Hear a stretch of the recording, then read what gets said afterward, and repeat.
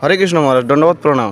আপনাকে আমি একটা প্রশ্ন করব, আমরা তিলক বা মালা পরি কেন? বেশ, খুব সুন্দর প্রশ্ন করেছ। আমাদের সনাতন হিন্দু ধর্মে তিলক এবং মালার ভীষণ গুরুত্ব আছে। আচ্ছা। তিলক এবং মালা ছাড়া আমাদের কোনো কাজ শুদ্ধ নয়। আচ্ছা।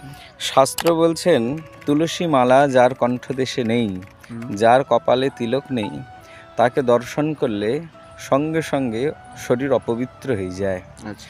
এবং তাকে গিয়ে সঙ্গে সঙ্গে সবস্ত্রে স্নান করা উচিত। আচ্ছা। বিনা তুলসী মালা, বিনা তিলক ভগবানের সেবা হয় না। তার হস্তস্থিত জল কোনো পিতৃপুরুষ, কোনো দেবতাও গ্রহণ করেন না। আচ্ছা। এর জন্যই অবশ্যই নিজের কল্যাণের জন্য তো বটেই, আর সবথেকে ভালো কথা কি, এই যে তুলসী মালা আমরা কণ্ঠে ধারণ করি, তার একটাই কারণ, শাস্ত্র আমরা অনেক ব্যাখ্যা আছে, কিন্তু স্থূলভাবে যদি বলি, তুলসী মালা কেন কণ্ঠে ধারণ করেছি? তুলসী সাক্ষাৎ শ্রীকৃষ্ণ প্রিয়া। এখন প্রিয়া যদি আমার কণ্ঠে স্থিত থাকেন, তাহলে প্রীতম ভগবান নিশ্চিত আমার দিকে একটু হলেও কৃপা দৃষ্টি করবেন। এটাই গোবিন্দের কৃপা দৃষ্টি।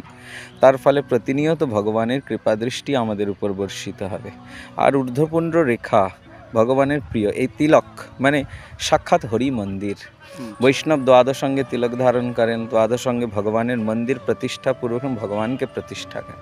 আমরা যেমন বলছি ললাটে কেশবায় নমঃ, অর্থাৎ ললাটে কেশবদেব প্রতিষ্ঠিত হচ্ছেন। এইভাবে দ্বাদশ অঙ্গে ভগবান যার প্রতিষ্ঠিত থাকেন, তার আর কোনো অমঙ্গল হওয়ার সম্ভাবনা আছে?